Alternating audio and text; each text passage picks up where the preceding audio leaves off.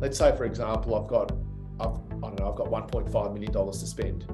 Should I be spending it on one property and investing in one property at 1.5 million? Or should I be splitting that up and looking at 3 different properties at 500K? What's your thoughts on that? Yeah, so it's really going to depend on the individual, and there's a number of factors that come into play, like do they own other property, what's their portfolio like, their age, their goals, what the strategy is. There's a number of different factors, but if very, very generally speaking, if we take the average investor, as opposed to buying a single property at 1.5 million, if you were to split that and get to, say, 750s, you could get exposure into different markets, into different states, different types of properties.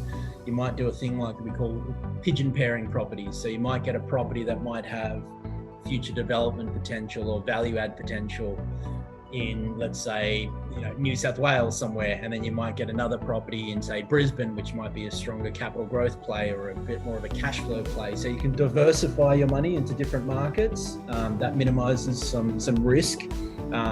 It also minimizes stuff like cash flow risk, because if you just have one single $1.5 million property and the tenant moves out, that's going to hurt. And if there's something wrong with the property, or you buy in the wrong area, it takes quite a while to find a new tenant. In terms of cash flow, that's going to be a big hit. True. If you bought two 750s and you do a thing what we call staggering your leases, so you might have one lease that comes off its fixed term in January, the other one comes off in July. You're never in a position where you've got no cash flow coming in through the properties. So, generally speaking, I would prefer to go to two properties rather than one, and that's what I've done with my own portfolio as well as I've been building it.